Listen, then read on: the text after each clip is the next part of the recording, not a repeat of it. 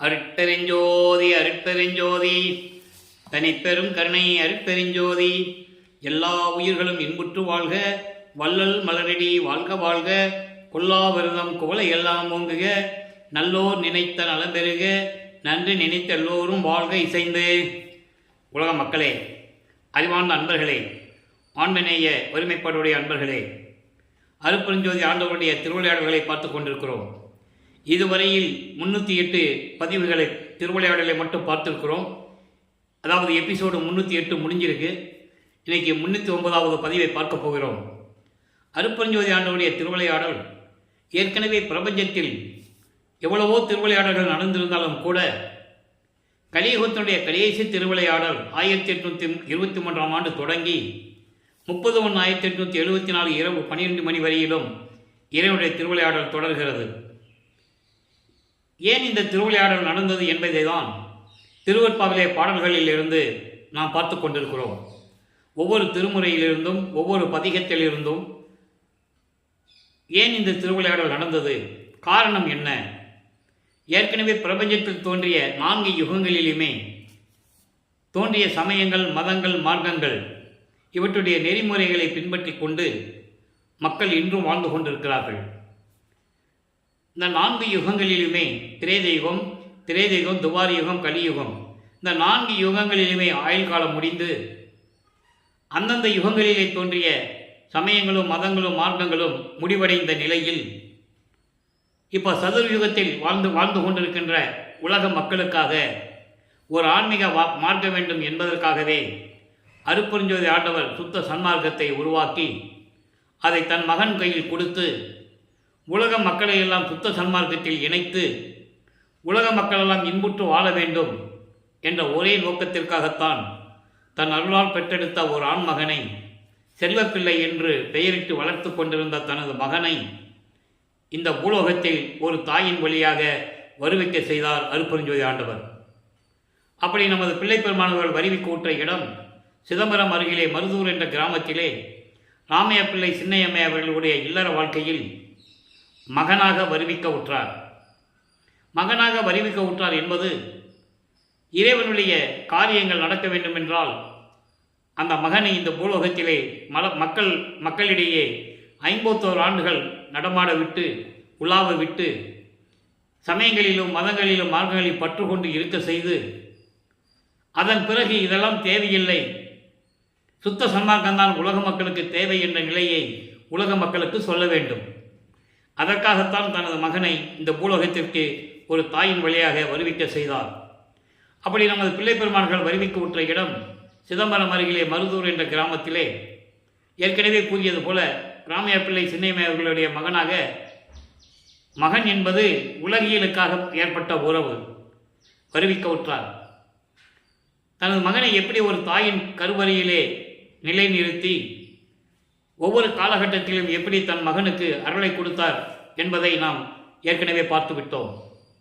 கருவறையிலே தனது மகன், அதாவது நமது குழந்தை இறைவன் பிள்ளை பெருமான் அவர்கள் இருக்கும்போது அந்த கருவறையிலே நடந்த திருவிளையாடல்களை எல்லாம் நாம் ஏற்கனவே பார்த்துவிட்டோம். அதன் பிறகு இந்த பூலோகத்தின் மண்ணை தொடும்போது எப்படியெல்லாம் மாணவர்கள் வந்து எங்களை ஆளப்போகும் அருள் கடலை என்று சொல்லி வாழ்த்து வரவேற்றார்கள் என்பதையும் விளக்கமாக பார்த்துவிட்டோம். அதன் பிறகு 5 மாத குழந்தையாக நமது குழந்தை இறைவன் இருக்கும்போது சிதம்பரத்திலே நடந்த ஒரு திருவிழாவிற்காக அழைத்து செல்லுகிறார்கள். அங்கே தனது மகனுக்கு அருட்பெருஞ்சோதி ஆண்டவர் தன்னுடைய சுயரூபத்தை, அதாவது வெளியாக காட்டுகிறார், வெட்ட வெளி. அதை தான் சொல்லுவார், தில்லை தளத்திடையே திரை தூக்க தரிசித்த போது வேய்வகை மேல் காட்டாதே என்பது எந்த விதமான உருவம் இல்லாமல், அதாவது இதுவரை மக்கள் அவங்களுடைய கற்பனையான தெய்வங்களை, உருவங்களை எப்படியெல்லாம் கற்பனை செய்திருந்தார்களோ அந்த மாதிரி இல்லாமல், அதாவது ஆடை ஆபரணங்கள் அணிந்து, தலையில் ஒரு கிரீடம் வச்சு, கையில் ஒரு ஆயுதத்தை ஏந்தி, இப்படியெல்லாம் தான் மக்கள் பார்த்தார்கள். எல்லா தேவர்களையும் அப்படிதான் பார்த்தார்கள். அந்த நிலையை தன் மகனுக்கு காட்டக்கூடாது என்பதற்காக வெளியாக காட்டுகிறார் என்பதை அந்த பாடலிலே நாம் தெளிவாக பார்த்தோம். மெய்புறவா மெய்ப்பொருளை என்று கூறுவார். எனது உண்மையான தந்தை அருட்பெருஞ்சோதி ஆண்டவர் இயற்கை உண்மை விளக்க கடவுள் அருட்பெருஞ்சோதி ஆண்டவர் என்று கூறுவார். இதன் பிறகு ராமைய பிள்ளை அவர்கள் காலமான உடனே சென்னையம்மை அவர்கள் குழந்தைகளை அழைத்து கொண்டு, ஏற்கனவே அவங்களுக்கு உலகியலிலே பிறந்த குழந்தைகள் 4 பேர், 2 ஆண் 2 பெண், இவரோடு சேர்த்து 5 பேர். இவர் இறைவனால் வருவிக்க உற்றவர் என்ற நிலை அவங்களுக்கு தெரியாது. அந்த நிலையில் இருக்கும்போது 5 குழந்தைகளை அழைத்து கொண்டு பொன்னேரி அருகில் சின்னக்காவனம் என்ற ஒரு கிராமத்துக்கு செல்லுகிறார்கள். அங்கே சில காரணங்களால் இருக்க முடியவில்லை. அதன் பிறகு சென்னையிலே வந்து குடியேறுகிறார்கள். அவர்கள் குடியேறிய பகுதி ஏழுகண்ணர் தெரு பகுதியில் இருக்கின்ற வீராசாமி முதலியார் தெரு. இப்போ அந்த இடத்துக்கு பேர் வள்ளலார் நகர்னு பேர். அங்கே நமது குழந்தை இறைவன் வளர்ந்து கொண்டிருக்கிறார். காலங்கள் உருண்டோடுகிறது. பள்ளியில் சேர்க்கணும், கொண்டு போய் சேர்க்குறாங்க. படிக்க முடியாதுன்னு வந்துட்டார்னு சொல்கிறது, அவரிடம் இறைவன் திருவிளையாடல் செய்து கொண்டிருக்கிறார். அதனுடைய விளக்கம் எது என்பதை பின்னாளிலே பாடல்களிலே கூறியதை நாம் பார்த்து விட்டோம். முனை பள்ளி பயிற்றாது என்னை கல்வி பயிற்று முழுதும் உணர்வித்து உடற்பழுதெல்லாம் தவிர்த்து என்னை பள்ளி எழுப்பிய அருட்பெருஞ்சோதி என் அப்படியே பள்ளி எழுந்தருள்வாயே என்ற ஒரு பாடல் திருப்பள்ளி எழுச்சியிலே 6ஆம் திருமுறையிலே இருக்கிற நிலைகளெல்லாம் பார்த்து விட்டோம். ஏனென்றால் இறைவன் தனது மகன் இந்த உலகியலிலே எந்த ஆசிரியரிடம் கல்வி கற்கக்கூடாது. ஏன்னா இறைவன் மகன் இல்லை, செப்பரேட்டாக தெரியணும்ல, ஒரு தனித்துவமாக இருக்கணும். அதனால் உலகியல் படிப்பை எந்த ஆசிரியரிடம் நம் மகன் படிக்கக்கூடாது, யாரையும் குருவாக ஏற்றுக்கொள்ளக்கூடாது. இந்த நிலையில் அவருடைய திருவிளையாடல் தொடர்ந்து நடந்து கொண்டிருந்தது. அதனால் இவர் படிக்க முடியவில்லை. அதன் பிறகு உலகியலிலே, அதாவது ஒரு வீட்டில் குழந்தைய பள்ளிக்கூடத்தில் சேர்க்குறோம், படிக்க முடியலைன்னா எவ்வளவு பிரச்சனைகள் வருன்றது நமக்கு தெரியும். அப்படியும் நமது குழந்தை இறைவனுக்கு அந்த பிரச்சனைகள்லாம் வந்து கொண்டு இருக்கிறது. ஏன் பள்ளிக்கூடத்தில் சேர்த்து படிக்க முடியல அப்படின்னு நீ இருக்கிற, எப்படி அப்படின்னு சொல்லலாம் திட்டுவாங்கல்ல, அது இயற்கை தானே. அப்போ இவர் மனம் ஒரு தனிமையான ஒரு இடத்தை நாடுகிறது. அப்படி கிடைத்த இடம்தான் கந்தகோட்டம் என்ற ஒரு இடம். அது பூக்கடை, இப்போ சென்னையிலே பூக்கடை என்ற ஒரு பகுதியில் இருக்கிறது. அப்போ அந்த இடம்தான் ஒரு தனிமையான இடம், ஆள் நடமாட்டம் இல்லாமல் ஒரு நெருக்கடி இல்லாத ஒரு இடம். அங்கே இருந்து கொண்டிருக்கும்போது தான் முருகனை பற்றி இவரை பாட சொல்ல அவர் முருகனை பற்றி பாடுகிறார். இந்த நிலையில் தொடர்ந்துக்கும் போது 8 ஆண்டுகள் முடிவடைந்து வருகிறது. முடிஞ்சு போச்சு, 8 ஆண்டுகள் முடிஞ்சு போச்சு. அதாவது 1823ஆம் ஆண்டு தொடங்கிய திருவிளையாடல் 1874 51 வருஷம் திருவிளையாடல் நடக்குது. அதில் 8 வருஷம் முடிஞ்சு போச்சு. இந்த 51 வருஷத்தை 6 8ஆக பிரிக்கிறார் அருட்பெருஞ்சாண்டவர். ஒவ்வொரு 8லையும் தன் மகனுக்கு எப்படி அருளை கொடுத்தார் என்பதை தான் திருவருட்பாவை பாடல்கள் மூலமாக பார்த்து கொண்டிருக்கிறோம். இப்போ 8 ஆண்டுகள் வரைக்கும் எந்த விதமான அருளை பெற முடியாத நமது குழந்தை இறைவன் பிள்ளை பெருமான் அவர்கள் 9ஆவது ஆண்டில் அடியெடுத்து வைக்கும்போது, 6ஓடு 3ஆவது ஆண்டிலே ஆட்கொண்ட அருள்கடலே என்று கூறுவார். 6ஓடு 3ஆவது ஆண்டிலே என்னை ஆட்கொண்ட கருணையின் கடலே என்று கூறுவார். எதற்காக அதை கூறுகிறார் என்றால், இறைவன் தன்னை ஆட்கொண்டதை உலக மக்களுக்கு தெரியப்படுத்த வேண்டும். அப்போ 9ஆவது ஆண்டில் இறைவன் அவர் முன் எழுந்தருளி, மகனே நீ என்னால் வருவிக்க உற்றவன், காரணம் காரியங்கள் எல்லாம் நிறைய இருக்கின்றது, உனக்கு முன்பருவம் பின்பருவம் காட்டி அருள் செய்வேன் என்று கூறி ஞானத்தை பெற்றுக்கொள் மகனே என்று சொல்லி மறைந்து விடுகிறார். அந்த காலகட்டங்களில் இவர் சைவ குலத்திலிருந்து வருவிக்க விட்டதனால் சமயங்களும் மார்க்கங்களும் சூழ்ந்திருந்த அந்த காலகட்டங்களில் இவரும் சிவபெருமானை வழிபட்டு கொண்டு சைவ சமயத்தின் அடையாளமாகிய திருநீரை பூசிக்கொண்டும் உத்தராட்சி மாலை போட்டுக்கொண்டும் நமச்சிவாயா, சிவாய நம, ஓம் சிவாயா, சிவசிவாய் என்று சொல்லி மந்திரங்களை சொல்லி வழிபட்டு கொண்டிருக்கிறார். அதுதான் கிரியை. வேள்வி வளர்த்து மந்திரங்களை சொல்லுவது கிரியை. சரியை என்பது உருவங்களை பார்த்து வழிபடுவது, யோக நிலையிலிருந்து வழிபடுவது. ஒவ்வொன்றுக்கும் 4 நிலைகள் உண்டு. ஒரு எடுத்துக்காட்டாக சரியையில் சரியை, சரியையில் கிரியை, சரியையில் யோகம், சரியையில் ஞானம், இப்படி ஒவ்வொன்றுக்கும் ஒரு 4 நிலைகள். அப்புறம் முன்னாங்க 12 நிலைகளும் சமயங்களையும் மதங்களையும் மார்க்கங்களையும் சார்ந்தது. அந்த நிலையில் நமது பிள்ளை பெருமான்கள் இருந்து கொண்டிருக்கிறார்கள். இப்போ 9ஆவது ஆண்டில் வருவிக்க உற்ற பிறகு 12 ஆண்டுகளுக்குள் அந்த 3 ஆண்டுகளில் இறைவனுடைய மகன் என்று தெரியும், வெளியே யார்த்தையும் சொல்ல முடியாது. சிவபெருமானிடம் முறையீடு செய்கிறார். 1ஆம் திருமுறை உருவாகிறது. அந்த 8 பதிகங்கள் இருக்கின்றன. திருவடி புகழ்ச்சி, திருவடி புகழ்ச்சி, விண்ணப்ப கலிவன்பா, நெஞ்சறிவுறுத்தல், சிவநேச வெண்பா, மகாதேவ மாலை, திருவருள் முறையீடு, வடிவுடை மாணிக்க மாலை, இங்கித மாலை, மொத்தம் 712 பாடல்கள். இறைவனுடைய திருவிளையாடல்களை நாம் திருவருள் முறையீடிலிருந்து தொடங்கி இருக்கிறோம். மற்ற பதியங்களும் பின்னால் ஒன்றொன்னா வரும். இப்போ அந்த 232 பாடல்களிலும் சிவபெருமானியிடம் எப்படி முறையீடு செய்கிறார் என்பதை நாம் முழுமையாக பார்த்து விட்டோம். இப்போ தந்தையிடம் சிவபெருமானியிடம் முறையீடு செஞ்சாச்சு, அருள் கிடைக்கல. அந்த நிலையில் வடிவடைமனை பற்றி பாடினால் அருளை பெற்று விடலாமோ என்ற ஏக்கத்தில், ஒரு பரிதவிப்பில், ஒரு எதிர்பார்ப்பில் வடிவுடைமனை பற்றி பாடுகிறார். வடிவுடை மாணிக்க மாலை உருவாகிறது. மொத்தம் 100 பாடல்கள். இன்னைக்கு 93வது பாடல் விளக்கத்தை பார்க்குறோம். அப்பா கிட்ட எதுவும் கிடைக்கலன்னா அம்மா கிட்ட போய் நிற்போம். உலகியல்ல பிள்ளைங்க அப்பா கிட்ட எதுவும் நடக்கலைன்னா அம்மா கிட்ட தான் போய் நிற்போம். அம்மா எப்படியாவது சிபாரிசு பண்ணி அப்பா கிட்ட ஏதாவது வாங்கி கொடுத்துருவாரு, தான் விரும்பியதை வாங்கி கொடுத்துருவார் என்ற ஒரு எதிர்பார்ப்பு பிள்ளைகளுக்கு இருக்கும். அதே நிலையில் இருந்து கொண்டு வடிவடைமனை பற்றி பாடுகிறார். நல்லா கவனிங்க. அத்தனை, அத்தனை என்பது அப்பனை, அத்தா என்று சொல்லுவார். அத்தா நான் வேண்டுதல் கேட்டு அருள் புரிதல் வேண்டும், இப்படியெல்லாம் சொல்லுவார். அத்தா என்பது அப்பா. அத்தனை ஒற்றிக்கு இறைவனை, என்னுடைய அப்பாவை, திருவொற்றியூரில் இருக்கின்ற எனது இறைவனை, அம்பலத்தில் ஆடுகின்ற முத்தானை, முத்து போன்ற இறைவனை சேர்ந்த ஒன்முத்தே, எனது தந்தையிடம் இடது பக்கத்தில் அமர்ந்து கொண்டிருக்கின்ற மதிப்பில்லாத முத்து போன்ற என் தாயே, என் அம்மையே, மதிய முகவமுதே, நிலா போன்று அழகான முகம் கொண்ட என் அம்மையே, என் தாயே, இத்தனை என்று அளவே இல்லாத குற்றம் இழைத்திடும் இம்மத்தனை ஆளல் வளர்க்கோ வடிவுடை மாணிக்கமே, என் தாயே, என் அம்மையே, என் அப்பாவிடம், திருவொற்றியூரில் இருக்கின்ற இறைவனிடம் இடது பக்கத்தில் அமர்ந்து கொண்டு மகிழ்ந்து கொண்டிருக்கின்ற என் தாயே, நிலா போன்று ஒளிவிட்டு கொண்டிருக்கின்ற முகம் ஒளி நிலாமுகம் கொண்ட என் தந்தையே, என் தாயே, என் அம்மையே, என் தாயே, என் தந்தையிடம் முறையீடு செய்துவிட்டேன், எந்த விதமான பலனும் இல்லை. உன்னிடம் வேண்டுகிறேன். நான் எவ்வளவோ குற்றங்கள் செய்திருக்கிறேன், கணக்கில் அடங்காது. அதான் சொல்றாரு, இத்தனை என்று அளவே இல்லாத அளவுக்கு அவ்வளவு குற்றங்கள் நான் செய்திருந்த இந்த அறியாமையில் இருக்கின்ற சிறுவனை, உனது கணவனால் வருவிக்க உற்று துன்பப்பட்டு கொண்டிருக்கின்ற இந்த மகனை ஆட்கொள்ளுவது உனக்கு பிரச்சனையா? ஏதாவது வழக்கு இருக்கா? ஆளல் வழக்கோ என்று கூறுகிறார். இதனால் உனக்கு என்ன பிரச்சனை? என் தாயே, என் அம்மையே, வடிவுடை மாணிக்கமே, என்னை விரைவில் ஆட்கொண்டு அருள வேண்டும் என்று கூறி முறையீடு செய்கிறார். இப்போ அப்பாகிட்டையும் கேட்டாச்சு, அம்மாகிட்டையும் கேட்டாச்சு, பதில் இல்லை. இப்போ வழக்கமானவர்கள் 2வது எட்டில் இருந்து கொண்டிருக்கிறார். அதாவது 9வது ஆண்டிலிருந்து 16 ஆண்டுகளுக்குள் என்ன நடந்தது என்பதை தான் இப்போ பார்த்துட்டு இருக்கோம்.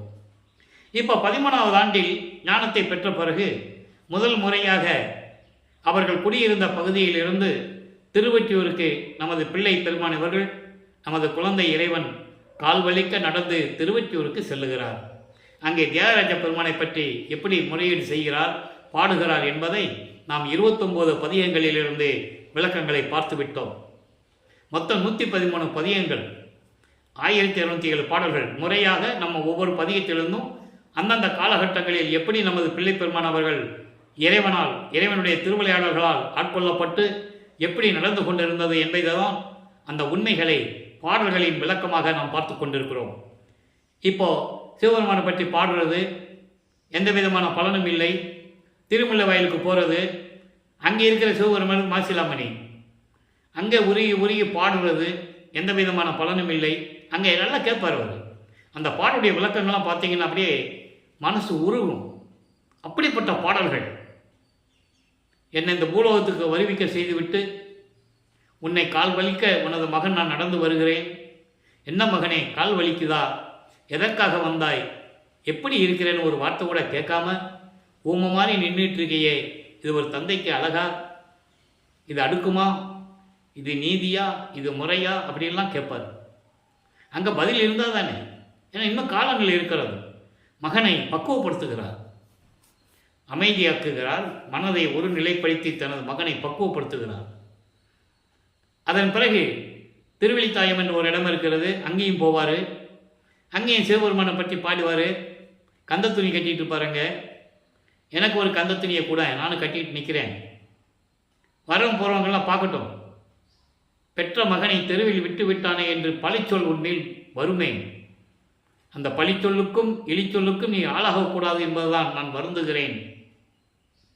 நான் துன்பப்படுவதை பற்றி கூட நான் வருத்தப்படவில்லை. என் தந்தையே விரைவில் வந்து எனக்கு அருள வேண்டும் என்று சொல்லி முறையீடு செய்கிறார்.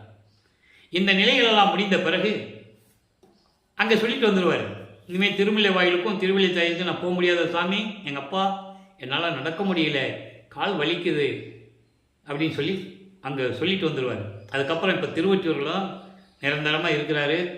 இப்போ என்ன சொல்கிறாரு, நெஞ்சறிவுறுத்த திருநேரிசை 30வது பதிகத்திலே இன்னைக்கு 7வது பாடலை பார்க்குறோம். நெஞ்சு அறிவுறுத்த நேரிசை என்பது மனதிடம் சொல்லுவது, மனதிடம் இறைவனுடைய நிலையை சொல்லி மனநிலையை ஒரு நிலையாக இருக்க சொல்லி கட்டுப்படுத்துவது. இப்போ என்ன சொல்கிறாருன்னு பார்ப்போம். என்றும் உனக்கு ஆளாவன் நெஞ்சே, மனமே என்றும் உனக்கு ஆளாவான் என் நெஞ்சே, வன்னெஞ்சர் ஒன்று இடம் சென்று அங்கு உழலாதே, நன்று தரும் ஒற்றியப்பன் பொன்னடியை உண்ணுகின்றோர்தம் பதத்தை பற்றி நிற்பையாகில் பரிந்து. இது பாடல். இந்த பாடலுடைய விளக்கம் பாருங்க. அதாவது, மனமே நான் எப்பொழுதும் உன்னோட தான் இருப்பேன். தீய மனம் கொண்டவர்கள், தீய செய்வர்களுடைய இடம் சென்று அவர்களோடு சேர்ந்து நீ துன்பப்படாதே. மனமே நீ ஒரு நிலையில் இரு. நமக்கு விடிவு காலம் உண்டு. நன்மைகளையே தரக்கூடிய திருவொற்றியூரிலே உள்ள தந்தையின் பொன்னான திருவடிகளை வணங்குகின்றவர்களின் இடத்திற்கு சென்று அவர்களுக்கு தொண்டு செய்வாய் என்றால், சிவனடியார்களுக்கு தொண்டு செய்வாய் என்றால் என்று கூறுகிறார். தொண்டு செய்வாய் என்றால் எல்லா நன்மைகளும் நாம் விரும்பியபடி நமக்கே கிடைக்கும். ஏன் மனம் ஒரு நிலையில் இல்லாமல் என் மனமே நீ அலைந்து கொண்டிருக்கிறாய்? கவலைப்படாதே. திருவொற்றியூரில் இருக்கின்ற இறைவனிடம் சென்று அவர்கள் தொழுகின்ற அடியார்களுடைய திருவடிகளை வணங்கி நாம் அவர்களுக்கு தொண்டு செய்தால் இறைவனிடமிருந்து நாம் விரும்பிய அருள்களை எல்லாம் நாம் எப்படி விரும்பியமோ அப்படி இறைவனிடம் பெற்றுக்கொள்ளலாம் என்று கூறுகிறார். சுத்த சன்மார்க்கத்தை பெற்ற பிறகு எப்படி அதை கூறுவார் என்பதை நாம் ஏற்கனவே பார்த்து கொண்டிருக்கிறோம். எப்படி எண்ணியது என் கருத்து இங்கு எனக்கு, அப்படி அருளிய அருட்பெருஞ்சோதி. எப்படி விளைந்தன என் மனம் இங்கு எனக்கு, அப்படி அத்தகை விளைந்தன அருட்பெருஞ்சோதி அப்படின்னு சொல்லுவார். அந்த நிலையை நம்ம பார்த்துட்டு இருக்கோம். இப்போ சைவ சமயத்தில் இருப்பதனால் சிவபெருமானை வழிபட்டு சைவ சமயத்தின் அடையாளமாகிய திருநூரை பூசிக்கொண்டும் உத்திராட்சமலை பூசிக்கொண்டும் அந்த சங்கற்ப விகற்பங்களில் ஈடுபட்டு கொண்டு இறைவனை வழிபட்டு கொண்டிருக்கிறார்.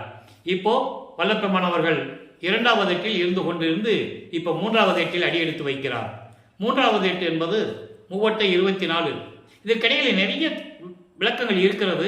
நான் விளக்கத்தை சுருக்கி சொல்லுகிறேன். ஏன்னால் நமக்கு நேரம் பற்றவில்லை. ஏற்கனவே விளக்கமாக எல்லா பாடலுடைய விளக்கங்களையும் பார்த்து விட்டோம்.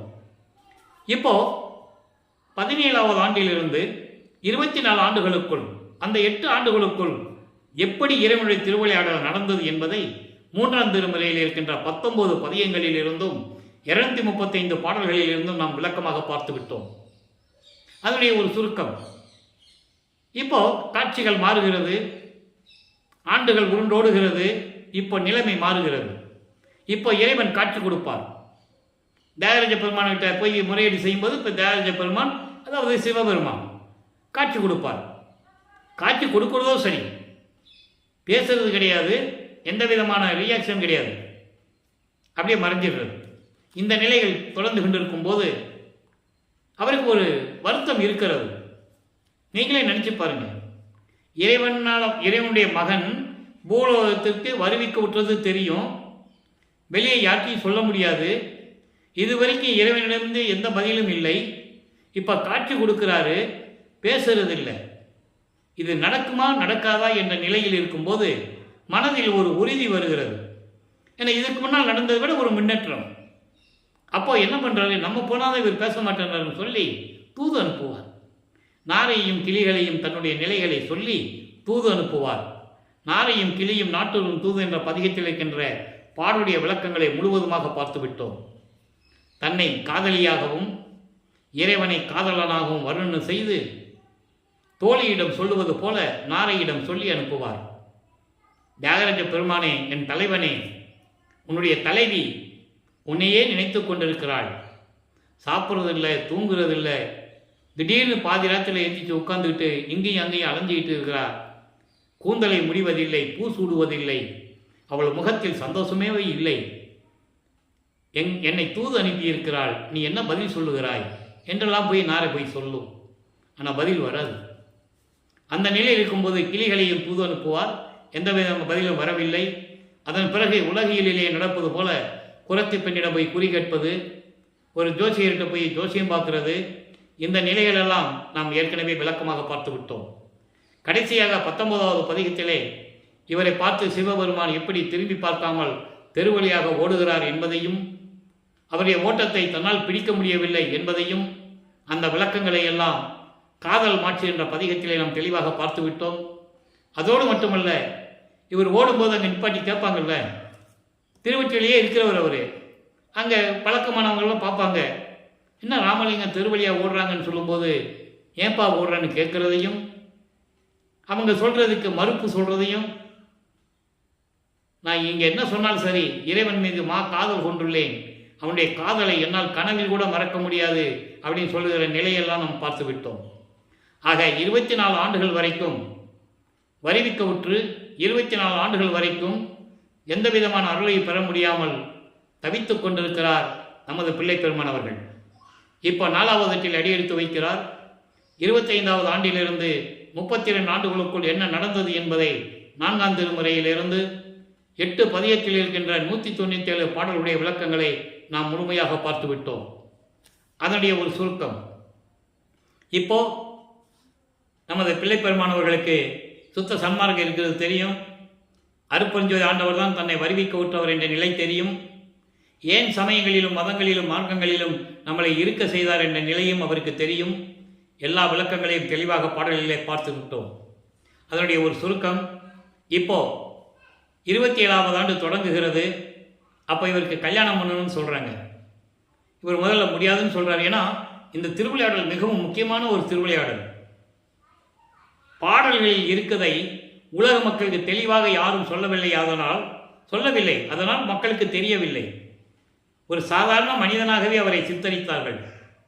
202 ஆண்டுகள் முடிவடைந்த நிலையிலும் கூட, நமது பிள்ளை பெருமான்கள் வருவிக்க விட்டு 202 ஆண்டுகள் முடிவடைந்த நிலையிலும் கூட அவருடைய கடவுள் நிலையையும், இறைவனால் அனுப்பப்பட்ட, அதாவது வருவிக்க உற்ற மகன் என்றும், அதற்கிடையிலே எப்படியெல்லாம் இறைவனுடைய திருவிளையாடல் நடந்தது என்பதையும் உலக மக்களுக்கு தெரியப்படுத்த வேண்டும். தெரியப்படுத்தவில்லை. பேசியவர்கள் எல்லாம் சமயங்களிலும் மதங்களிலும் மார்க்கங்களில் சார்ந்து கொண்டு பேசினார்கள். அதே போல வள்ளற்பெருமான் உருவப்படத்திற்கு மாலையிட்டு படையில் படைத்து எப்படியெல்லாம் எதெல்லாம் தேவையில்லை என்று சொன்னாரோ அதெல்லாம் பயன்படுத்தி தேங்காய் உடைச்சி, வாழைப்பழம் வச்சு, ஊதுவத்தி கொளுத்தி, கற்பூரம் ஏற்றி இப்படியெல்லாம் வழிபட்டு கொண்டிருக்கிறார்கள் இற்றைய பகல் வரை. அது தேவையில்லை என்பதை தான் சுத்த சன்மார்க்கத்திலே வல்லப்பமானவர்கள் கூறியதை நாம் பார்த்து கொண்டிருக்கிறோம். ஒவ்வொரு பாடலுடைய விளக்கத்திலிருந்து பார்த்து கொண்டிருக்கிறோம், இன்றும் பார்க்க போகிறோம். இந்த நிலையில் இருக்கும்போது இப்போ கல்யாணம் பண்ணணும்னு சொல்கிறாங்களா? ஏன்னா விளக்கங்கள் சொல்லும்போது சில விளக்கங்களை எல்லாம் அடிஷனலாக சொல்ல வேண்டியிருக்கிறது. ஏன்னா சொல்லி தான் ஆகணும், காலத்தின் கட்டாயம். அப்போ இந்த நிலையில் இருக்கும்போது இவர் வேண்டான்னு சொல்ல, ஒரு சாமியார் சொன்னால் இவர் ஒத்துக்குவார்னு சொல்லி சாமியார்கிட்ட கூட்டு போக, அவர் யார்? அருப்பஞ்சாண்டவர் தான். தந்தையிடமிருந்து அனுமதி வாங்க வேண்டும். ஏன்னா திருவிளையாடலே அவரால் தான் நடக்கிறது என்பதை பாட்டில் சொல்கிறாரு. ஒரு மாது பெற்ற மகன் பொருட்டாக உவந்து முன்னம் ஒரு மாமனாகி வழக்குரைத்தாய், என் வழக்கு உரைத்ததற்கு இரு நிலத்து போல் வேடங்கட்டி இருத்திகளோ, திருமால் வணங்கும் பதத்துவா யான் உன் சிறுவன் என்றே என்று கூறுவார். நீ என்ன வேஷம் மட்டும் தானே போட சொன்னேன், எப்போதான் விமோசனம் கிடைக்கிறதுக்கு இப்படின்னு ஏற்கனவே பாடலில் சொல்லிடுவார். அப்போது இவர் அந்த அம்மையாரை, தனக்கோடி அம்மையாருக்கு தாலி கட்டணும். அதற்காகவே அந்த அம்மையார் இவர் வருவிக்க உற்ற குடும்பத்தில் ஒரு உறவுக்கார பெண்ணாக பிறக்கிறார். நல்லா கவனிக்கணும், பிறக்கிறார். அப்போ அந்த பெண்ணிற்கு இவர் தாய்மாமனாகிறார். அந்த நிலையில் தான் இந்த திருமண ஏற்பாடுகள் நடந்து கொண்டிருக்கிறது. இப்போ தந்தை சொல்லியாச்சு, மன உகப்புடன் மன மகிழ்ச்சியுடன் ஏற்றுக்கொண்டு திருமண நிகழ்ச்சிகள் நடந்து கொண்டிருக்கிறது. அங்கே பிரம்மன், திருமால், ருத்திரன் போன்ற பதத்தலைவர்களும் வானவர்களும் நவநிலை தலைவர்களும் தேவர் கூட்டத்தை சேர்ந்த 18 கூட்ட தலைவர்களும் சித்தர்களும் முனிவர்களும் ரிஷிகளும் எல்லாருமே இவரை வாழ்த்துவதற்காக அமர்ந்து கொண்டிருக்கிறார்கள். ஏனென்றால் தங்களையெல்லாம் ஆளப்போகும் அருள் கடலே என்று அவர்கள் வாழ்த்துகிறார்கள் என்பதை பாடலிலே கூறியிருக்கிறார். இங்கே பேசக்கூடிய கருத்துக்கள், விளக்கங்கள் எல்லாமே திருவருட்பாவில் பாடல்களில் இருக்கின்ற விளக்கங்கள் என்பதை இங்கே நான் பணிவுடன் தெரிவித்துக் கொள்ள விரும்புகிறேன். அது எனது கடமையும் கூட. ஏன்னா யாரும் மக்களுக்கு சொல்லாதனால மக்களுக்கு இதெல்லாம் ஒரு புதுசாக தெரியும். என்ன இவர் புதுசாக சொல்லிட்டு இருக்கிறாரு அப்படின்னு தெரியும்ல. புதுசு இல்லை, பாடல்களில் இருக்கின்ற உண்மைகளை மக்களுக்கு சொல்லிக் கொண்டிருக்கிறேன். இது எனது தந்தை வல்லற்பமானிட்ட கட்டளை. எனக்கு அந்த பணியை நான் செய்து கொண்டிருக்கிறேன், வள்ளலார் ஊழியனாக இருந்து கொண்டு. எனவே இவர் தாலி கட்டுகிறார், அந்த அம்மையாருக்கு மோட்ச வீட்டை காட்டுகிறார், விமோசனம் கொடுக்கிறார், சஞ்சீதம், பிராரத்தம், அகாமியம் போன்ற கர்ம வினைகளை எல்லாம் நீக்குகிறார். அந்த நிலை முடிந்து விட்டது. அந்த நிலை முடிந்தவுடனே வல்லற்பமானவர்கள் இப்போ அந்த 5வது குணத்தில் இருக்கிறார். அதாவது இறைவனுக்கு 8 குணங்கள் உண்டு, அருட்பெருஞ்சோதி ஆண்டவருக்கு. அந்த 8 குணங்களிலே இப்போ 5வது 4 நிலைகளை கடந்து இப்போ 5வது அந்த குணத்தில் இருந்து கொண்டிருக்கிறார். இயல்பாகவே பாசங்களை நீக்குதல். முதல்ல தன்மையத்தனாதல், தூய உடம்பினாதல், முற்றிலும் உணருதல், இயற்கையாகவே இயற்கையின் நிலைகளை உணருதல், இயற்கையாகவே பாசங்களை நீக்குதல். இப்போ அந்த நிலையில் இருந்துட்டு இருக்காரு. நீ பின்னால் 3 நிலைகள் இருக்கு. முடிவில் ஆற்றல் உடைமை, பேரருள் இன்ப உடைமை, வரம்பில் இன்ப உடைமை. அது 3 பின்னால் இருக்கு. அதை நம்ம பின்னால் பார்க்க போகிறோம். இப்போ இந்த நிலைகள் இருக்கும்போது அந்த பாசங்களை நீக்குகிறார். வரிவிக்க ஏற்பட்டதனால் சொந்தங்களையும் அந்த உறவுகளையும் நீக்குகிறார். சமயங்களிலும் மதங்களிலும் மார்க்கங்களில் கூறப்பட்ட நெறிமுறைகளை விட்டு விடுகிறார். சைவ சமயத்தின் அடையாளமாக திருநீறு பூசுவதை நிறுத்திக் கொள்ளுகிறார். ஏன்னா அவங்க அப்பா வேணான்ட்டார். அந்த பாட்டுடைய விளக்கங்களே நாம் ஏற்கனவே பார்த்துட்டோம். அதுக்கு பிறகு எப்படி முத்தேகத்தை பெற்றுக்கொண்டார், தத்துவங்களை எப்படி கடப்பது, தத்துவ சிற்றிகளை எப்படி பெற்றுக்கொள்வது, அந்தங்களை எப்படி கடப்பது, சரியைக்கிரிய நிலைகளை எப்படி கடந்தார், எப்படி சுத்த சாமகத்தை பெற்றுக்கொண்டார், அந்த நிலைகளை இன்று நாம் பார்க்க போகிறோம். நாம் ஏற்கனவே தொடர்ந்து சொல்லிக் கொண்டிருந்த பாடல் இன்று வருகிறது. அனுபவ மாலையிலே 93வது பாடலிலே இன்று அந்த உண்மைகளை எல்லாம் பார்க்க போகிறோம். இப்போ இருக்கின்ற நிலை, இப்போ எல்லாத்தையும் விட்டுட்டு இருக்கிற இடத்துல அந்த வீட்டினுடைய அறையை கதவு பூட்டி தாப்ப போட்டார். இனிமேல் நான் எங்கேயும் போகிறது இல்லை. திருவொற்றியூருக்கோ திருவள்ளித்தாயத்துக்கோ திருமலை வாயிலுக்கோ எந்த கோயிலுக்கு இனிமேல் நான் போகிறது இல்லை. ஏன்னா இவர் அதெல்லாம் விட்டாச்சு. இனிமேல் நமச்சிவாயா, சிவாயனமா, சிவசிவா, சிவபெருமான் சொல்ல மாட்டார். இப்போ இனிமேல் அற்புதஞ்சோதியை சொல்லணும். அவர் இந்த நிலையில் இருக்கும்போது வெள்ளாடை அணிந்து முக்காடு போட்டு உள்ளே உட்கார்ந்துட்டார். இறைவன் மகனுடைய நிலையை கண்டு, ஏன்னா 32 ஆண்டுகள் முடிய போகுது, நீ 19 வருஷம்தான் பாக்கி இருக்கு. அப்போ இந்த நிலையில் இருக்கும்போது இறைவன் வருகிறார். பூலோகத்திலே வந்து அவர் வாழ்ந்து கொண்டிருந்த அப்படின்று சொல்வதை விட தோன்றும் துணையாக இருந்த காலத்தில் இருந்துதான் சொல்ல வேண்டும். அன்ற காலத்தில் அருட்பெருஞ்சாண்டவர் திருவழியாக மகனை பார்ப்பதற்காக கால் வலிக்க எப்படி நடந்து வந்தார், எனது தந்தையினுடைய திருவடி காலில் பதிந்து எப்படியெல்லாம் கால் வலிச்சிருக்கும் என் தந்தையுடைய திருவடிக்கு என்றெல்லாம் சொல்லுவார். அருட்பிரகாச மாலையிலே 100 பாடலுடைய விளக்கங்களை நாம் தெளிவாக பார்த்து விட்டோம். வந்து அவருடைய அருளால் கதவை திறந்து, தாழ்பாலை திறந்து, ஒரு காலை உள்ளே வச்சு ஒரு காலை வெளியே வச்சு அருட்பெருஞ்சாண்டவர் மகனை கூப்பிட்டு எப்படியெல்லாம் அருளை கொடுத்தார் என்பதை முழுமையாக பார்த்து விட்டோம். இப்போ எல்லாம் பார்த்தாச்சு, எல்லா அருளையும் கொடுத்தாச்சு. இப்போ அதுக்கு முன்னால் ஏமசித்தியை எப்படி வாங்க போகிறோன்னு தெரியலன்னு இவர் மனம் சஞ்சலப்பட்டு கொண்டிருக்கும் போது இது அன்பு மாலையில் சொல்லுவார். எப்படி இந்த ஏமசித்தியை வாங்குறது சஞ்சலப்பட்டு கொண்டிருக்கும் போது அருட்பெருஞ்சாண்டவர் லட்சுமியும் சரஸ்வதியும் கூப்பிட்டு, என் மகன் மனம் சஞ்சலப்படுகிறான், நீங்கள் போய் அவனை வணங்கி என் மகன் முன்னால் ஆடி பாடி அவனை சந்தோஷப்படுத்துங்கள் என்று சொல்லுவார். அந்த பாடலுடைய விளக்கங்களெல்லாம் பார்த்துக்கிட்டோம். இருநிதிய திருமகளிர் இருவரும் என்னை வணங்கி வந்தனமப்பா என்று இசைந்து மகிழ்வோடு இசைவித்து பெருநிதி வாய்த்திட என் முன் பாடி ஆடி பெற்றி அளித்தனை இப்பேதையன் தனக்கே தெளிவாக கூறுவார். அவங்க 2 பேரும் இவரை வணங்குறாங்க. லட்சுமி சரஸ்வதியை வணங்கி ஆடி பாடி அவரை சந்தோஷப்படுத்தி, எங்களையெல்லாம் ஆளப்போகும் அருட்கடலே கவலைப்படாதீங்க, உங்கள் தந்தை உங்களை விடமாட்டார், எல்லாருலையும் கொடுப்பாருன்னு சொல்லி சமாதானப்படுத்துகிறாங்க. அதனுடைய நிலைகளெல்லாம் பார்த்து விட்டோம். இப்போ எல்லாத்தையும் வாங்கியாச்சு. இப்போ சாகா கல்வியை கற்றுக்கணும், சுத்த சன்மார்க்கத்தை வாங்கணும். இப்போ வல்லப்பமானவர்கள் 33வது ஆண்டிலிருந்து 40 ஆண்டுகளுக்குள் என்ன நடந்தது என்பதை திருவருட்பாவில் இருக்கின்ற பாடல் மூலமாக நாம் எல்லாமே பார்த்து விட்டோம். இப்போ 33ஆம் ஆண்டில் சுத்த சன்மார்க்கத்தை வாங்குவதற்காக இவர் அண்டங்களை கடந்து, தத்துவங்களை கடந்து, எப்படி வெளிகளை கடந்து பறந்து செல்லுகிறார். பறந்து செல்லுகிறார்னு சொல்லிட்டு நொடிப்பொழியில் போய்வார். ஆனால் எல்லா உலகத்தையும் பார்த்துட்டே போகிறாரு. தேவர்கள்லாம் பார்க்குறாங்க. அங்கே போய் சேர்றாரு. அங்கே தேவர்கள், பிரம்மன், திருமால் போன்ற பதத்தலைவர்கள் எல்லாருமே சத்தியஞான படிக்க கீழே நிற்கிறாங்க. இவர் போய் அங்கே நிற்கிறார். அவங்க தான் சொல்கிறாங்க, கையை காட்டுறாங்க. இப்படி கையை காட்டுறாங்க, சாமி நீங்கள் போகலாம், சாமி நீங்கள் போங்க, நாங்கள் இங்கேருந்தே பார்த்துக்குறோம். ஏன்னா அவங்க சத்தியஞான சபைக்குள்ளே போக முடியாது. படியினுடைய முதல் படியிலே கால் எடுத்து வைக்க முடியாது என்பதை பாடல்களில் இருக்கின்ற உண்மைகளெல்லாம் பார்த்து விட்டோம். அப்போ போகும்போது தந்தை மகனை வரவேற்கிறார்.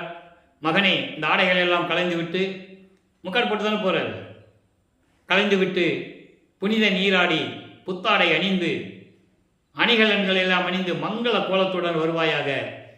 2 நாளைக்குள் உனக்கு மணிமகுடம் சூட்ட வேண்டும், பொற்காப்பு அணிய வேண்டும் என்று சொல்ல தந்தையின் கட்டளையை ஏற்று அதேபடி வந்து அமர்கிறார்.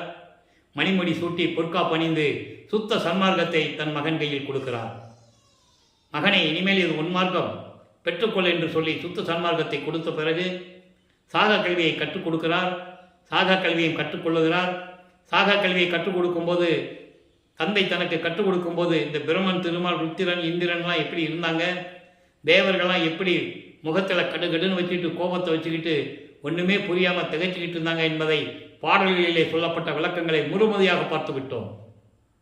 நாகாதிபனும் நாராயணனும் நான்முகனும் நறுமுறுமெனவே ஞான அமுதம் அளித்தாய், அதான் சுத்த சன்மார்க்கத்தை எனக்கு கொடுத்தாய், அதான் ஞான அமுதம், அருள் அமுதம், சுத்த சன்மார்க்க அமுதம். நானும் உண்டு துண்ணவே, நானும் அதை பெற்றுக்கொண்டு இருக்கவே, தொடர்ச்சியாக அதை தொடர்ந்து, துண்ணவே என்றால் அதான் தொடர்ச்சியாக அதை தொடர்ந்து சாகா கலையை பயிற்று தந்த தயவை சாற்றலுக்கரிது. தெளிவாக சொல்லுவார். இதை பார்த்துக்கிட்டு படியுள்ளவரும் வானுள்ளவரும் மெய்யல் வியப்பிலே சொல்லுவார். எல்லாமே பதியும் ஓரவாராரும் என்பான் பரிவு தேக்கியே. கடவுளுக்கு கூட ஓரவஞ்சன் இருக்குதுப்பா, எல்லாமே தன் மகனுக்கே கொடுத்துக்கிட்டு இருக்கிறாரு அப்படின்னு சொல்லுவார். அதுக்கான காரணத்தையும் சொல்லுவார். அதுக்கு நான் இருந்ததற்கு காரணம், நான் சுத்த சன்மார்க்கத்தில் இருந்தது தான், சுத்த சன்மார்க்க நெறிகளோடு இருந்ததனால்தான் எனக்கு இந்த நிலை கிடைத்தது என்று கூறுவார் நமது பிள்ளை பெருமானவர்கள். இப்போ அந்த நிலையெல்லாம் முடிந்துவிட்டு பூலோகத்திற்கு திரும்பி வருகிறார். அங்கே வரும்போதே சிதம்பரத்திலே எழுந்தருளி, அங்கே கருங்குழியினுடைய வீட்டுக்கு சொந்தக்காரர் அங்கே இருக்கிறார், வெங்கடரெட்டியும் பரசுராமனும் பேசிகிட்டு இருக்காங்க. அவங்க விளக்கங்கள்லாம் சொல்லுவாங்கல்ல, என் தம்பி தான் கல்யாணம் பண்ணோம், அக்கா பொண்ணு தான் கல்யாணம் பண்ணி வச்சோம், குடும்ப வாழ்க்கை வேண்டான்னு சொல்லிட்டு வந்துட்டான், நீங்கள் கொண்டு உங்கள் வீட்டில் வச்சுக்காங்க அப்படின்னு சொல்ல, இதெல்லாம் அதாவது செவிகளில் வந்த செய்திகள் நம்ம ஏற்றுக்கொள்ளலாம். ஏன்னா அந்த திருவிளையாடல் அப்படி தான் நடக்குது. அதன் பிறகு கருங்குழியிலே உறைவிடமாக கொண்டுள்ளார். 9 ஆண்டுகள் அங்கே கருங்குழியிலே இருக்கும்போது எப்படி தனது மகனை தெருவழியாக நடந்து வந்து எப்படியெல்லாம் அருளை கொடுத்தார் என்பதையும், தனது தந்தையும் மகனும் எப்படியெல்லாம் உரையாடினார்கள் என்பதையும் தெளிவாக பாடல்களில் இருந்தே பார்த்து விட்டோம். இப்போ தான் இருந்த இடத்திற்கு ஒரு பெயர் வர வேண்டும் என்பதற்காக தண்ணீரிலே விளக்கரைத்த இல்லம் என்ற ஒரு பெயரை ஏற்படுத்திவிட்டு வல்லப்பெருமானவர்கள் அங்கிருந்து விடைபெறுகிறார். காரணம், வல்லப்பெருமானவர்கள் இப்போ 6வது எட்டில் இருந்து கொண்டிருக்கிறார். 41வது ஆண்டிலிருந்து 48 ஆண்டுகளுக்குள் என்ன நடந்தது என்பதை தான் இப்போ நம்ம நடைமுறையில் லைவாக பார்த்துட்டு இருக்கோம். இப்போ ஜீவகாரணி ஒழுக்கத்தை சொல்லணும், உலக மக்களுக்கு அறிமுகப்படுத்த வேண்டும். ஜீவகாரணி ஒழுக்கம் சொல்லும்போது அதுக்கு ஒரு தர்மசாலை வேண்டும். தர்மசாலை என்பது 2 விதமான பொருள்களுடன் அடங்கியது. அந்த விளக்கத்தை எல்லாம் பார்த்தோம். இப்போ பார்வதியூர் மக்கள் கொடுத்த இடத்தை ஒரே நாளிலே தர்மசாலையை நிறுவி 23/5/1867 தர்மசாலையை நிறுவி அன்றே அணைய அடுப்பை மூட்டி அன்றே உணவை சமைத்து பசியோடு வருகின்றவர்களுக்கு பசியை போக்கிக் கொண்டிருக்கிறார். நம்மளையெல்லாம் படைத்து காத்து கொண்டிருக்கின்ற அருப்பெருஞ்சோதி ஆண்டவராகிய நமது பிள்ளை பெருமானவர்கள், விளப்பமானவர்கள். காரணம், அவர் அருப்பெருஞ்சோதி ஆண்டவர் தான். அந்த விளக்கத்தை நம்ம பின்னால் பார்க்க போகிறோம். இந்த நிலையில் இருக்கும்போது 1869 நீதிமன்றத்திலே ஒரு வழக்கு தொடரப்பட்டது.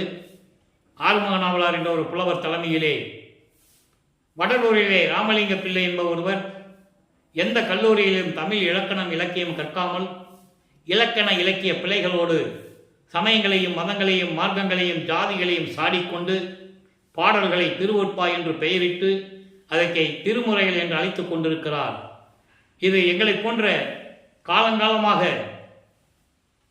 தோன்றிய சமயங்களையும் மதங்களையும் மார்க்கங்களையும் ஜாதிகளையும் பின்பற்றுகின்ற எங்களுக்கு மன உளைச்சல் ஏற்பட்டு துன்பப்பட்டு கொண்டிருக்கிறோம்.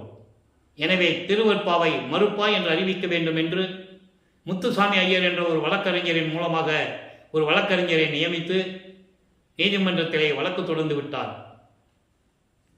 விசாரணை நடக்கிறது. பிள்ளை பெருமானவர்கள் எழுந்தருளுகிறார். அது வரைக்கும் அவர் இங்கே இல்லை. நீதிபதி பிரிட்டிஷ்காரர் சொல்கிறார், ஊழியர்கிட்ட சொல்கிறார், அவர் கூப்பிடுங்க, வாதியினுடைய விசாரணை முடிந்து விட்டது, பிரதிவாதியிடம் விசாரணை நடத்த வேண்டும், கூப்பிடுங்கன்னு சொல்லும்போது அங்கே எழுந்தருளுகிறார் என்பது அப்படியே அங்கே தோன்றது. நீங்கள் சினிமாலாம் பார்த்துருப்பீங்கள்ல, விட்டலாச்சார படியத்தில் புராண படங்கள்லாம் பார்த்துருப்பீங்கள்ல, அந்த மாதிரி அவர் ஒன்றும் மாட்டு வண்டியிலையோ நடந்தெல்லாம் போகலை, எழுந்தருளுகிறார். அப்போ நீதிபதி பார்ப்பார்ல, உங்கள் பேர் என்னன்னு கேட்குறாரு, திரும்பி பேரை சொல்கிறாரு. அப்போ இவர் காட்சி கொடுக்குறார், அவர் எந்திரிச்சு நிற்கிறார். நீதிபதி எந்திரிச்சு நின்ன உடனே எல்லாருமே எந்திரிச்சு நிற்கிறாங்க. அது மரபு. நீதிமன்றத்தில் நீதிபதி எந்திரிச்சு நிற்கணும்னு அவசியம் இல்லை. ஆனால் நீதிபதி எந்திரிச்சு நின்னா மற்றவங்க எந்திரிச்சு நின்று தான் ஆகணும். அது மரபு. அது அரசியலமைப்பு சட்டத்தினுடைய ஒரு மரபு இன்றும் இருக்கிறது. அப்போ அந்த நிலையில் இருக்கும்போது அவர் நீதிபதி அந்த சீட்டுக்கு வரும்போது எல்லாம் எந்திரிச்சு நிற்பாங்க. நீதிபதி உட்கார்ந்த உடனே உட்கார சொல்லுவார். அதுக்கப்புறம் தான் எல்லாரும் உட்காருவாங்க. எல்லாரும் எந்திரிச்சு நின்றதுனால இந்த வழக்கு தள்ளுபடி ஆகலை என்பதை தான் இந்த விளக்கத்தை நான் உங்களுக்கு கொடுத்து கொண்டிருக்கிறேன். இது இறைவன் கொடுத்த விளக்கம். நிறைய பேர் புத்தகங்களும் எழுதியிருக்காங்க, இப்படி தான் நடந்துன்னு கூட எழுதியிருக்காங்க. அந்த விளக்கத்துக்குள்ளே நம்ம போக வேண்டாம். இதுதான் சுருக்கமான ஒரு விளக்கம். அப்போ நீதிபதி கேட்பார், எப்படி இந்த பாடல்களை எழுதினீர்கள்? நீங்கள் இலக்கணம் இலக்கியம் கற்கவில்லை, புலவர் பட்டம் பெறவில்லை என்று கூறுகிறார்கள். சொல்லும்போது அவர் சொல்லுவார், இது அருப்பெருஞ்சோதி ஆண்டவரால் இயற்றப்பட்டது. என் செயல் ஒன்றுமில்லை, எல்லாமே அவன் செயல், எல்லாம் இறைவன் செயல், சொன்னான் எழுதினேன், அவ்வளோதான், முடிஞ்சு போச்சு. அப்போ அவர் உணர்கிறார் நீதிபதி, திருவொற்பாதான் மக்களுக்கு ஏற்றது என்று சொல்லி திருவொற்பாவை மறுப்பா என்று அறிவிக்க முடியாது என்று சொல்லி தீர்ப்பளித்து அந்த உன்னதமான தீர்ப்பை பெற்றுக்கொண்டு நமது பிள்ளை பெருமானவர்கள் தர்மசாலைக்கு திரும்புகிறார்கள். இங்கே வந்தவுடனே உத்தரஞான சிதம்பரமாலை, சமாதி வற்புறுத்தல் போன்ற பாடலுடைய விளக்கங்களை எல்லாம் பார்த்தோம்.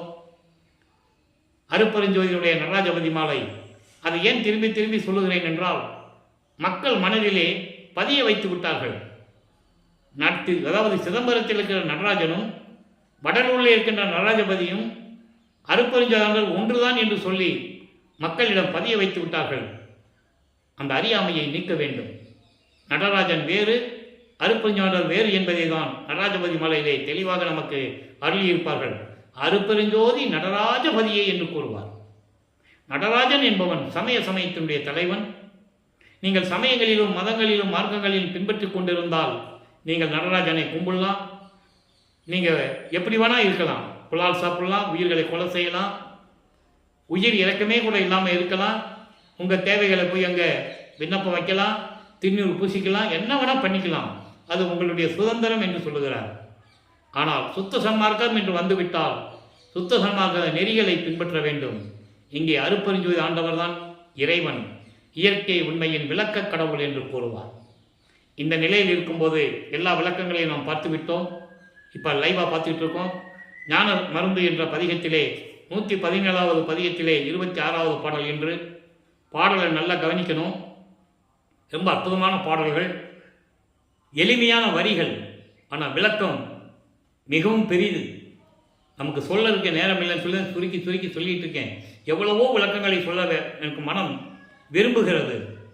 ஆனால் நேரம் கடந்து கொண்டிருப்பதனால் சுருக்கி சுருக்கி சொல்லிக் கொண்டிருக்கிறேன். கண்ணுக்கு இனிய மருந்து. மருந்து என்பது அருட்பெருஞ்ஞாண்டவர் என்பதை நாம் ஏற்கனவே விளக்கமாக கூறிவிட்டோம். ஞான மருந்து என்பது மெஞ்ஞானத்துடன் இருக்கின்ற இறைவன். ஏனென்றால் வேறு யாருக்கும் மெஞ்ஞானமே கிடையாது என்பதை திருவருட்பாவிலே தெளிவாக நமக்கு அறிவிக்கிறார்கள். மெஞ்ஞானம் உள்ளவர்கள் அருட்பெருஞ்சோதி ஆண்டவரும் அவருடைய மகன் வள்ளற்பெருமான் அவர்தான். வேறு யாருக்கும் மெஞ்ஞானம் இல்லை என்பதை தெளிவாக திருவருட்பாவிலே அறிவிக்கிறார்கள். பிரம்மனுக்கு திருமாலுக்கே மெஞ்ஞானம் இல்லாமல் தான் அவங்களுடைய ஆணவத்தினால் செருக்கினால் உருவம் மாறி அடிய முடிய பார்க்க போனாங்கிறத பாடலில் சொன்ன விளக்கத்தை பார்த்து விட்டோம். நான் முகத்தோனும் திரு நெடுமாலும் மெஞ்ஞானம் என்னும் வான் கண் கொண்டு காணாமல் தன் உருமாறியும் தேன்முக கொன்றை முடியும் செந்தாமரை சேவடியும் ஊன்முக கண் கொண்டு காணாமல் தேடி நின்றார். சற்று உணர்விலரே, எப்படி பார்க்கணும் கூட உங்களுக்கு தெரியலையா? உருமாறுறாங்க. பிரம்மன் அன்னப்பறவையாகவும் திருமால் பன்றியாகவும் உருவெடுத்து அவன் முடியை பார்க்கறதுக்கு அன்னப்பறவையாக பறந்து செல்லுகிறான், பார்க்க முடியல. திருமால் பாதாள உலகத்திற்கு மண்ணை இடர்ந்து கொண்டு மண்ணை பிடர்ந்து கொண்டு பாதாள உலகத்துக்கு செல்லுகிறான், திருவடியை பார்க்க முடியவில்லை. புராண படங்களில் பார்த்ததாக காட்டுவாங்க, போய் தொட்ட உடனே பார்த்ததாக காட்டுவாங்க. அது இல்லை என்றது வல்லப்பெருமான் கூறுகிறார். சினிமாக்காக எடுத்தது சில விஷயங்கள் சேர்த்து சொல்லுவாங்க. அதை நம்ம தேவையில்லை. நம்ம நம்ப வேண்டியது, நம்பிக்கையோட உறுதியாக பிடித்து கொள்ள வேண்டியது திருவருட்பா. அதை தான் பார்த்துட்டு இருக்கோம். அந்த நிலையில் இருக்கும்போது கண்ணுக்கு இனிய மருந்து, கண்கொள்ளா காட்சியாக எனக்கு எல்லா காட்சிகளையும் காட்டிய இறைவன் என்றன் கைப்பொருளாம் தங்க கட்டி மருந்து சொல்லுவாங்களே, எல்லாமே என் உள்ளங்கையில் கிடைத்ததுன்னு சொல்லுவாங்கள்ல. அதே போல என் உள்ளங்கையில் கிடைத்த இறைவன் தங்க கட்டியான மருந்து, சுத்த தேகம். தங்க கட்டி என்பது சுத்த தேகம். சுத்த தேகத்துடன் என்னோட கலந்து என் கைக்கு கிடைத்த இறைவன், என் உள்ளங்கையில் கிடைத்த இறைவன். அப்படிப்பட்ட இறைவன் எண்ணுக்கு அடங்கா மருந்து. எண்ணுக்கு அடங்கா மருந்து என்பது எண்ண முடியாத அளவுக்கு, நினைச்சு கூட பார்க்க முடியாது, யாராலையும் நினைச்சு பார்க்க முடியாது. அப்படி ஒப்பற்ற நிலையில் இருக்கின்ற இறைவன் அருட்பெருஞ்சோதி ஆண்டவர். என்னை ஏத புலி விட்டு எடுத்த மருந்து. என்ன வரி தெரியுமா? என்னை ஏத புலி விட்டு எடுத்த மருந்து. ஏத புலி என்பது வெறிக்கும் சமயக்குழி, உடைஞ்ச சமயக்குழி என்று சொல்லுவார். ஞானசரியர் சொல்லுவார். இந்த விளக்கத்தில் நம்ம பின்னால் பார்க்க போறோம். உடைந்த சமயக்குழி நின்று எழுந்து உணர்மின் அழியா ஒரு நெறியாம் சன்மார்க்க திருநெறி பெற்று வந்தேன். சமயம் ஒரு சாக்கடை, பாதாளத்தில் விழுந்துட்டோன்னு நீ உணர்ந்துட்டேன். உணருங்கள். அப்படி உணர்ந்துட்டேன்னா உன்னை நான் தூக்கி சுத்தப்படுத்தி வெள்ளாடை அணிந்து விட்டு உனக்கு திருநெறியான சுத்த சன்மார்க்க நெறியை உனக்கு நான் வழங்குவேன் என்று கூறுகிறார். அதான் ஏதப்புலி. அதே இதை கொடிப்பாட்டில் சொல்லுவார். 7வது பாட்டில் சொல்லுவார், அற்புதமாக சொல்லுவார். கொடிப்பாட்டில் சிற்சக்தி துதி என்ற ஒரு பதிகம், 67வது பதிகம், 8வது பாடல். வெறிக்கும் சமய குழியில் விரைந்தேன் தன்னை விழாத வகை மறித்து ஒரு பேரறிவு அளித்த வள்ளல் கொடி. வெறிக்கும் சமயக்குழி, அதான் ஏதக்குழி. ஏதக்குழி என்பது துன்பங்களையும் துயரங்களையும் கொடுக்கக்கூடிய அந்த சமயங்கள், மதங்கள், மார்க்கங்களுடைய நெறிகள்.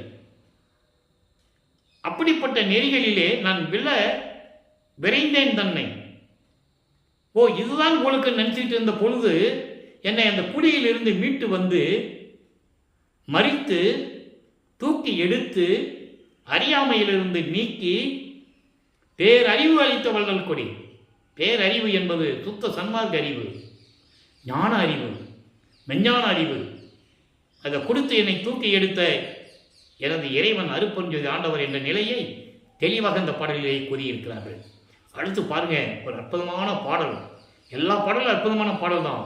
இது உண்மையை விளக்கக்கூடிய ஒரு பாடல். நான் அடிக்கடி சொல்றேன்ல உங்களுக்கு, சரியை கிரியை ஞானம் 12 நிலைகளை கடந்தது, அந்தங்களை கடந்தது, சுத்த சன்மார்க்கத்தை பெற்றது. அதை இந்த பாடலிலே கூறுகிறார். நல்லா கவனிங்க. சரியை நிலை 4. அதான் சொன்னேன். சரியையில் சரியை, சரியையில் கிரியை, சரியையில் யோகம், சரியையில் ஞானம். இந்த 4ம் ஒரு கிரிய நிலை 4ம். கிரிய நிலையில் சரியை, கிரிய நிலையில் கிரியை, கிரிய நிலையில் யோகம், கிரிய நிலையில் ஞானம். இந்த 4 4 நாள் 8 ஆச்சா? அடுத்து தனி யோக நிலை 4. யோக நிலை 4, அதாவது சமயங்கள் இருந்த யோக நிலை. யோகத்தில் சரியை, யோகத்தில் கிரியை, யோகத்தில் யோகம், யோகத்தில் ஞானம். இந்த முன்னாங்க 12 நிலைகளும் சமயங்களையும் மதங்களையும் மார்க்கங்களையும் பின்பற்றக்கூடிய நிலைகள்.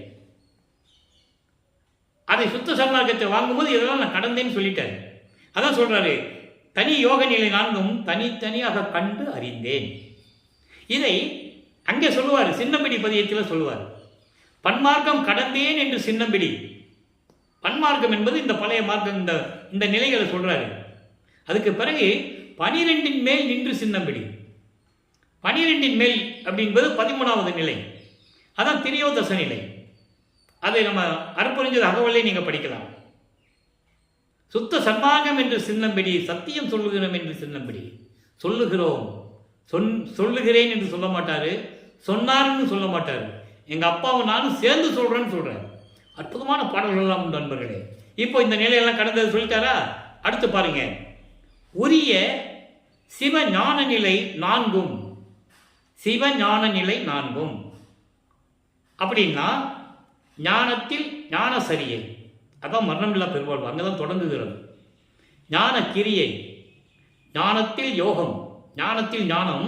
இந்த 4 நிலைகளும் அருள் ஒளியால். அருள் ஒளி என்பது என்ன?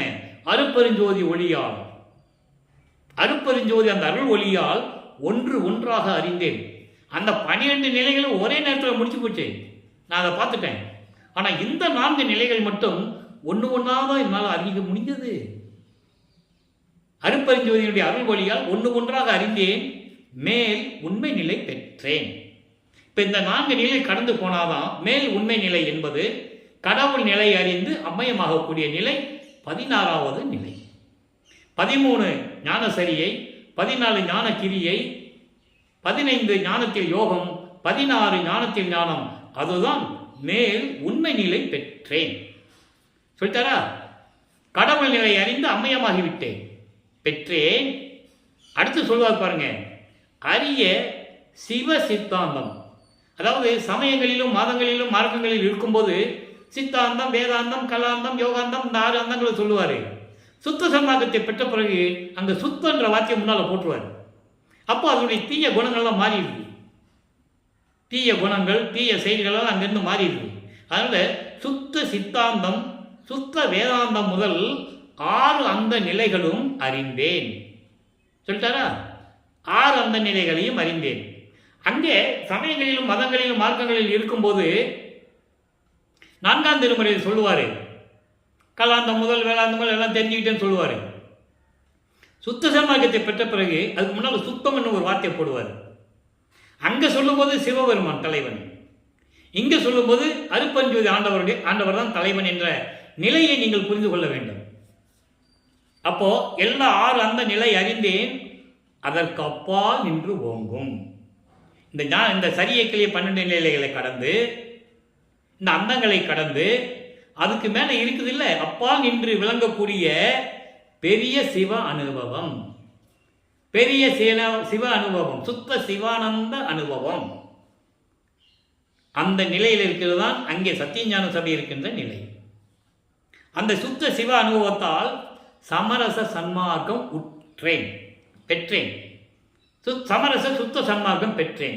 அப்போ இந்த நிலைகளெல்லாம் கடந்து போன பிறகுதான் என் தந்தையிடமிருந்து சமரச சுத்த சன்மார்க்கம் பெற்றேன். தெளிவா சொல்றாரா? இதான் விளக்கம். சுத்த சன்மார்க்கத்தை பெற்ற பிறகு இங்கு உறவாமை உற்றேன் கான் தோழி. தோழியிடம் சொல்ற உலக மக்களிடம் சொல்றார், உலக மக்களே, நான் சுத்த சன்மார்க்கத்தை பெற்ற பிறகு இந்த பூலோகத்தில் இலவாமை உற்றேன், இலவாமை பெற்றேன். அதாவது மரணமில்லா பெருவாழ்வை நான் பெற்றுக்கொண்டேன்.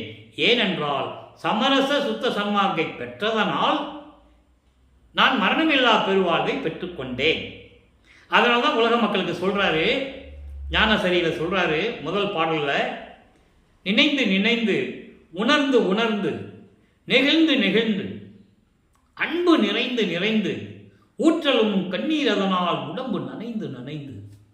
இறைவனை எப்படி நினைக்கணும், எப்படி உணரணும், அந்த நினைச்சு உணரனாலேயே கண்ணில் இருந்து தண்ணி வந்து உடம்பெல்லாம் நனைக்குமா, அப்படி உள்ள முருகனுமா. எப்படி இறைவனை கூப்பிட சொல்றாரு? சிவபெருமானே நமச்சிவாயா சிவாய நமன் சொல்ல சொன்னாரா? இல்லை. அருளமுதே நன்னிதியே ஞான நடத்தரசே என் உரிமை நாயகனே என்னை படைத்த இறைவனை என்று இறைவனிடம் பிடிக்கலாம் சொல்லணும். என் உரிமை நாயகனே என்று வணைந்து வணைந்து ஏத்துது நாம் வம்பின்னா வாருங்கள். இப்படியெல்லாம் நாம் இறைவனை வணங்கி ஏற்றி ஏற்றி போற்றி போற்றி வணங்கி வாழ்த்தினால் வாருங்கள் உலக மக்களே, உலகீர் மரணமில்லா பெருவாழ்வில் வாழ்ந்திடலாம் கண்டீர். அந்த ஒரு வரிக்கு தான் இங்க சொல்றாரு. நல்லா கவனிக்கணும். சுத்த சன்மார்க்கத்தை பெற்றதனால் நான் மரணமில்லா பெருவாழ்வை பெற்றுக்கொண்டேன்.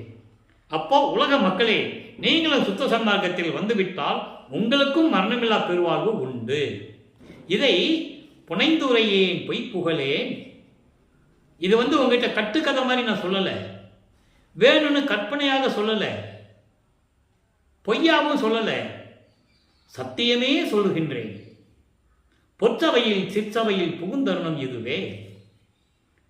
ஏன் உலக மக்கள்கிட்ட ஒரு இறைவன் சத்தியம் பண்றாரு? நீங்க புரியணும், நீங்க நினைச்சு பார்க்கணும். மனிதனுக்கு மனிதன் சத்தியம் பண்ணுவது உண்டு. ஒரு இறைவன் மக்களிடம் சத்தியம் பண்ணுகிறார். சத்தியம் சத்தியம் சத்தியம் என்கிறார்.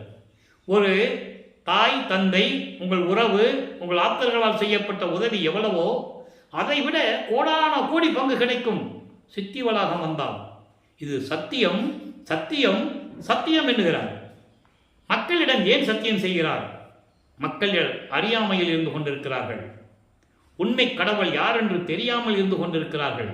சத்தியம் செய்தாலாவது மக்கள் உணர்வார்கள். எப்படி சொல்றார் பாருங்க.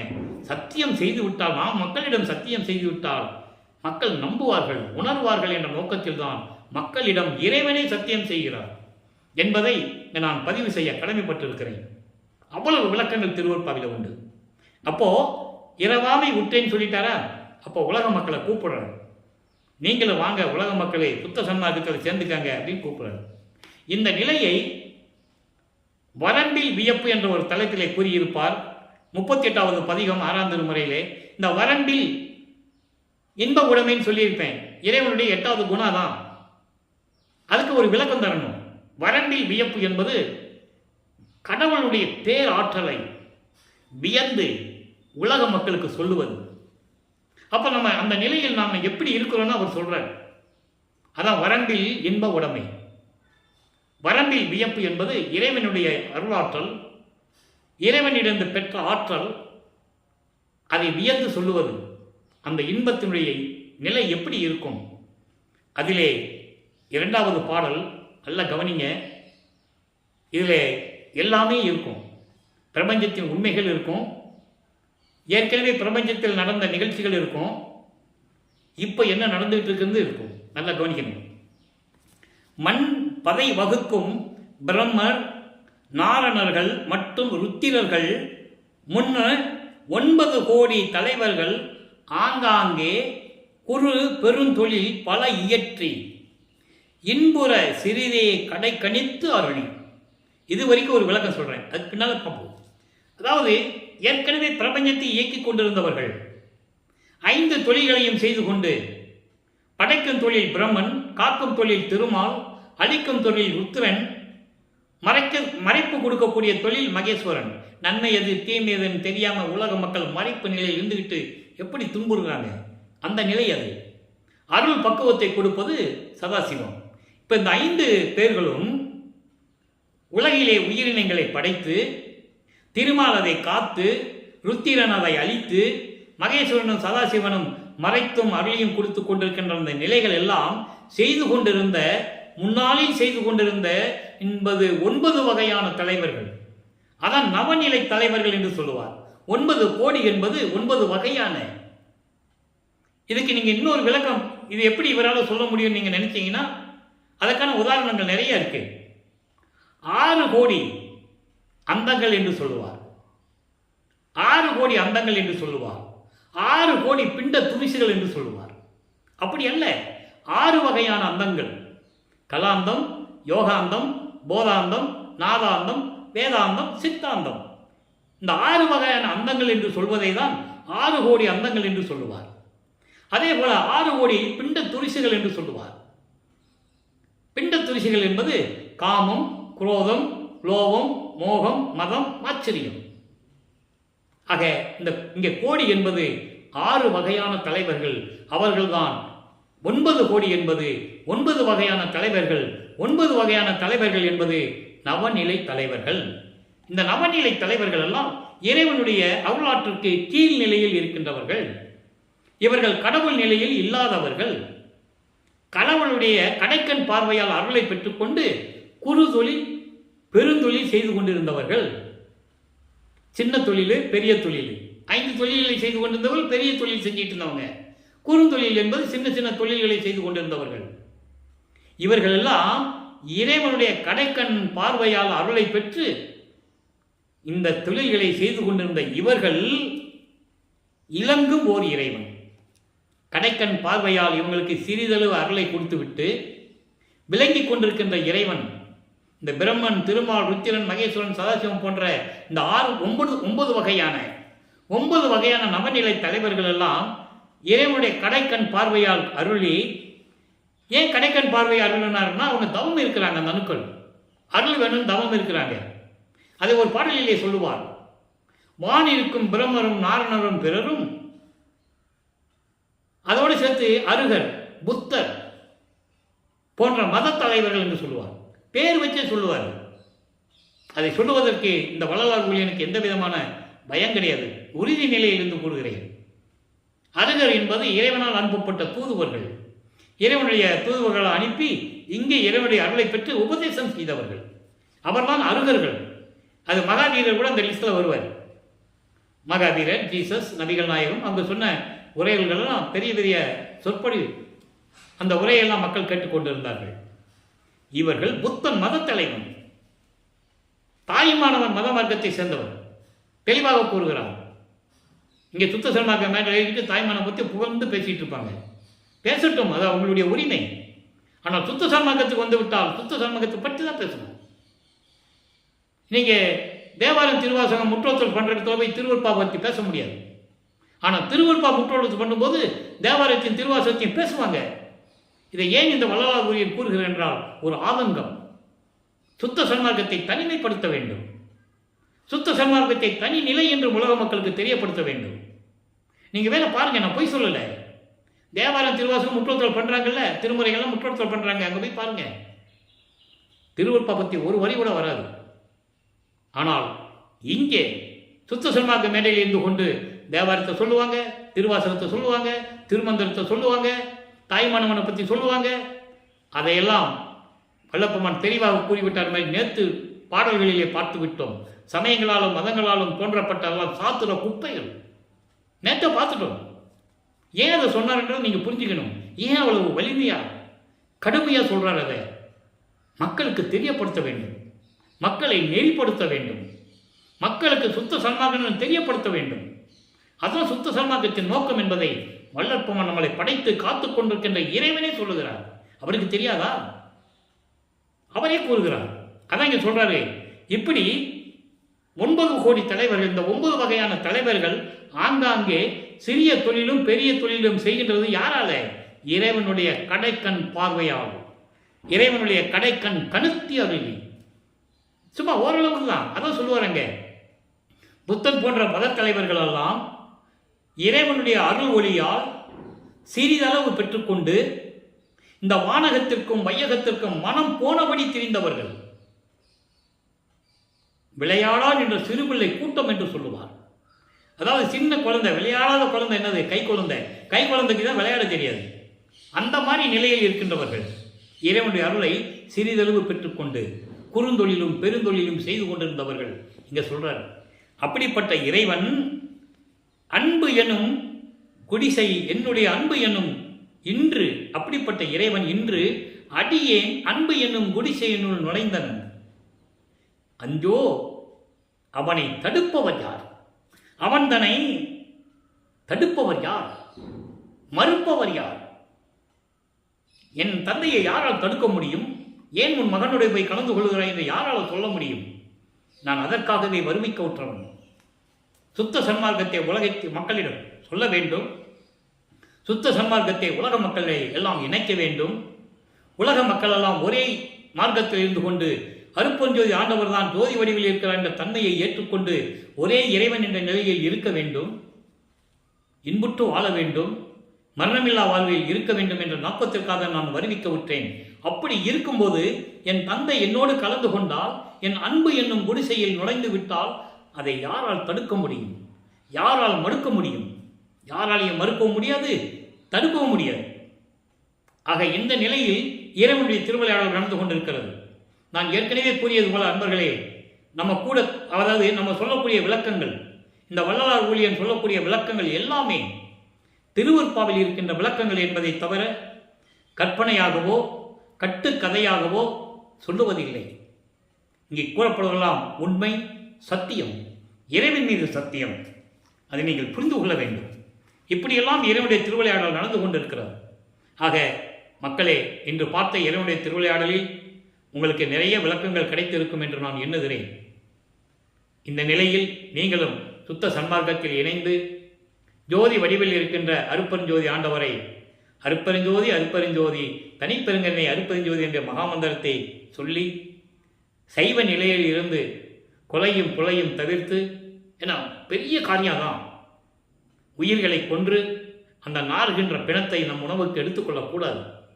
அப்படி இருந்தால்தான் இறைவன் அருள்வார் என்ற நிலையை வல்லப்பமானவர்கள் தெளிவாக கூறியதையும் இந்த வள்ளலார் ஊழியன் எடுத்து சொல்லி, நீங்களாம் இறைவனுடைய அருளையும் செல்வங்களையெல்லாம் பெற்று வளமோடு நோயற்ற வாழ்வில் நீங்கள் வளமுடன் இந்த வையகத்திலே நீங்கள் வாழ வேண்டும் என்று என் தந்தை வள்ளலாரின் தயவாலையும் கருணையாலையும் வாழ்த்தி விடைபெறுகிறேன். வள்ளலார் ஊழியன்.